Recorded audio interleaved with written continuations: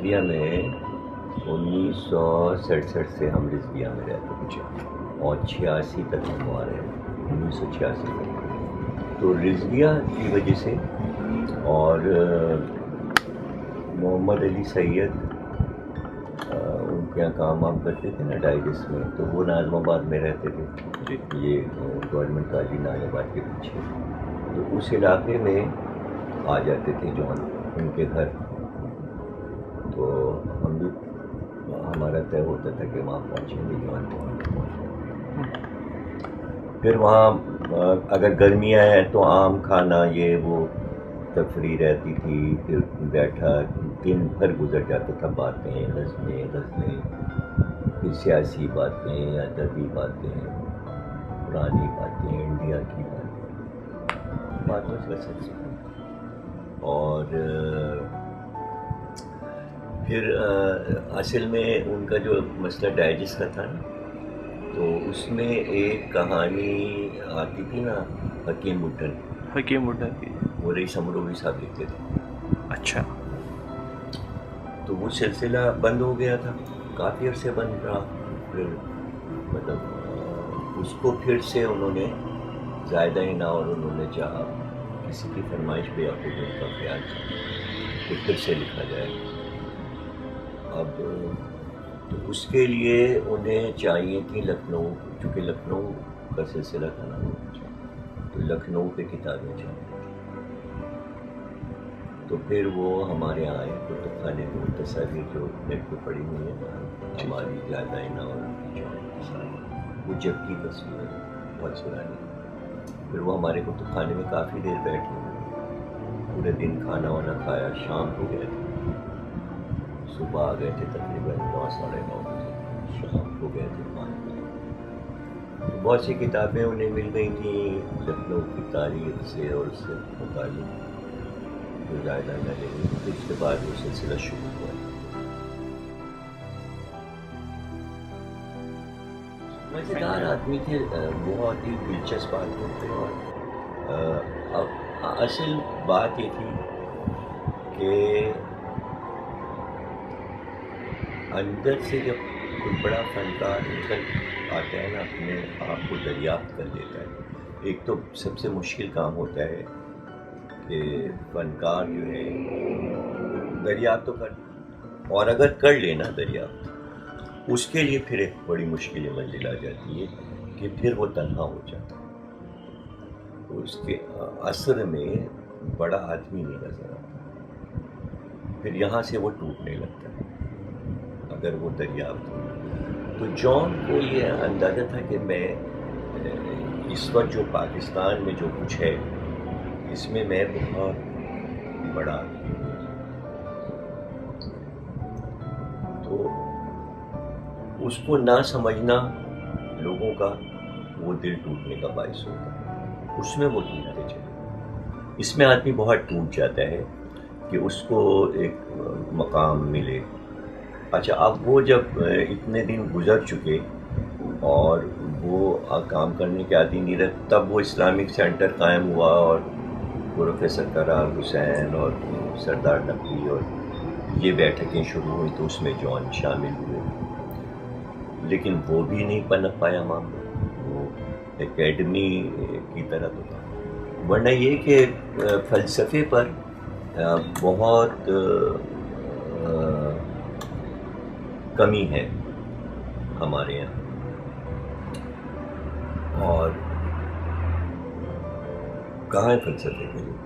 اگر فلسفے پر بھی ان سے کچھ کام لے لیا جاتا, جو کہ بعد میں مثلا قیصر الاسلام تھے, تو انہوں نے بہت کچھ فلسفے پہ کام کیا. اچھا, وہ بھی جلدی مر گئے. ان کا مطالعہ خیر تھا پورا جدید فلسفہ اور قدیم فلسفہ. جان کا بھی ایسا ہی تھا کہ یونانی فلسفہ جدید قدیم سب پر ان کی نظر دی گئی, تو ان سے کتابیں لکھوائی جاتی ہیں, ان کے لیکچر ہوتے, ان کے جملے. مثلا ایک تو وہ دیکھو شاہی کے تو وہ خلاف تھے, یعنی حکومت کا طرز جو ہے اس میں وہ شاہی بادشاہی کے تو خلاف تھے, حکومت کی خلاف, حکومت کے. اب اس میں وہ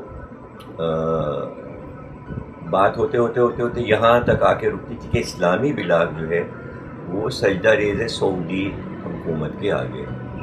اب یہاں پر ان کا غصہ چڑھنا شروع ہوتا ہے تو وہ یہاں پہ پہنچتے تھے کہ سعودی جو ہیں یہ تیل کی وجہ سے.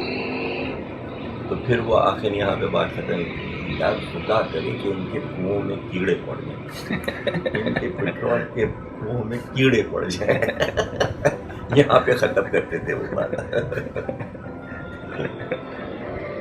کیا مزے کا انہوں نے وہ ٹچ دیا کہ مطلب بات ہوتی ہے کہ کنوؤں کو آگ لگ جائے. محاورہ بھی یعنی محاورہ بھی نا کیڑے پڑنا محاورہ ہے. کنویں میں کیڑے پڑ جاتے ہیں, دوا ڈالی جاتی ہے اور وہ تیل کے کنویں, تو وہ ایک پورا یعنی شاعرانہ وہ ماحول میں جملہ کہا. جب انڈیا سے واپس آئے اور کافی دن رہ گئے, 99 میں گئے شاید, 99 میں 98 ہاں, تو پھر ہم ملنے گئے. پھر انہوں نے جو دہلی کی تعریف شروع کی تو یہاں سے شروع کی انہوں نے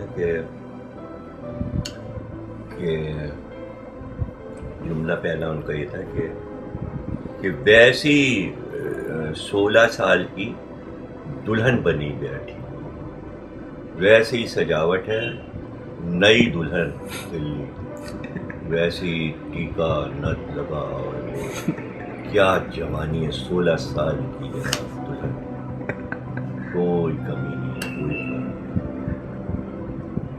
یہاں سے شروع کیا کیا غرور ہے اس کا, یہ وہ سب بتایا. اپنے عہد کے دیکھو بڑا شاعر کی ایک یہ بھی پہچان ہوتی کہ وہ اپنے ماضی سے کتنا منسلک ہے. تو غالب بڑے شاعر تھے لیکن غالب کا مطالعہ اگر تم دیکھو نا تو بے دل کو انہوں نے پڑھا, حافظ اور ساتھی پوری تاریخ فارسی عربی کی حافظے میں تھی غالب, یا ایسی میرنیس کا, ایسی اقبال کا. تو یہ جو بڑے شاعر تھے یہ پوری دنیا ان کے دماغوں میں سمائی.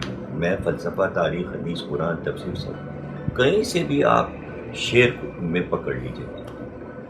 یہ چیز اس عہد میں ہمیں پاکستان میں اگر کسی میں ملی تو وہ جون, اور کسی شاعری تو سبھی کرتے ہیں, آج بھی کر رہے ہیں, لیکن یہ چیز کہ شاعر کتنا بڑا ہو. جیسے جوش صاحب میں تھا, حالانکہ جوش صاحب میں کچھ چیزیں نہیں تھیں جو غالب میں تھیں, اقبال میں تھیں, میرنیس میں تھیں. پوری تاریخ یعنی کہ یوں نچوڑا ہوا. تو وہ تو جب آپ شعر پڑھیں اور اس کی بلاغت پہ نظر ڈالیں پھر آپ وہاں سے چلیں کہ کیا کیا اس کی نظر میں ہے تہذیبی, کس مشاہدہ اس کا کتنا تیز ہے اور تخیل اس کا کتنا بلند ہے, تصورات اس کے کتنے عظیم ہیں, وہ ساری باتیں جو. اب یہ کہ دیکھو ابھی تو جان کا سب کلام چھپ رہا ہے, اب کام شروع ہو کہ پی ایچ ڈیز شروع ہوں, بالکل ایک ڈیبیٹ ہو, ڈیبیٹ ہو, مذاکرے ہوں اور کلام پہ کام شروع ہو. پھر بات کھلے گی جب پڑھا جائے گا کہ بھائی جان کیا کیا جانتے ہیں, کہاں کہاں ان کی نظر تھی. تو اس گہرائی کا پتہ چلے گا نا کہ شاعر کی ذہنی گہرائی کتنی ہے. وہ عالمی یعنی دیکھو نا, بڑا جو شاعر ہوتا ہے وہ کسی معاشرے یا شہر یا ملک کے بارے میں نہیں سوچ رہا ہوتا ہے, وہ عالمی نظر رکھتا ہے. بڑا جو ہے وہ عالمی ہی شاعر ہوتا ہے یا ادیب ہوتا ہے یا فلسفی ہوتا ہے.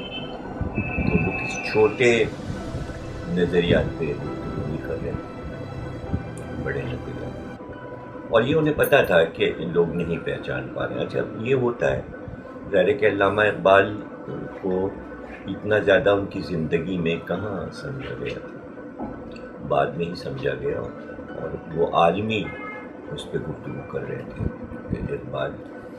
لیکن بس یہ ہے کہ مثلاً یہ کہ مسلم والا جو مسئلہ ہے نا, جو ہماری کمزوری ہے, تو اس سے وہ مبرہ ہے. یہ ہو جاتا ہے نا کہ بھائی مسلم میسج جی جو کہ علامہ اقبال کے لیے ہو گیا کہ مذہبی مسلم امہ کے لیے کام، وہ اس سے ماورات انسانی جو عالمی جو تم کہہ رہے ہو نا، یعنی عالمی ایک سوچ، انسانی فکر. تو غالب میر تقی میر اور انیس جو ہیں وہ انسانی سوچ کے مالک ہیں، مذہبی سوچ کے مالک نہیں. یہ دوسری بات ہے کہ وہ چونکہ اسلام میں پیدا ہوئے ہیں، وہ شخصیات اسلامی کی بات کر رہے ہیں، لیکن پیغام میسج ان کا عالمی. گھٹیا کام تو انہوں نے کوئی کیا نہیں، دیکھو گھٹیا چیز تو کوئی پروڈیوس نہیں کیا. ہاں کوئی نہیں پروڈیوس کیا. اس لیے کہ ذہن اتنا اعلیٰ تھا ان کا، اور اتنا یعنی ان کے بیک گراؤنڈ میں عربی فارسی تعلیم اتنی زیادہ تھی کہ وہ یہ کر بھی نہیں سکتے تھے. چلتا کام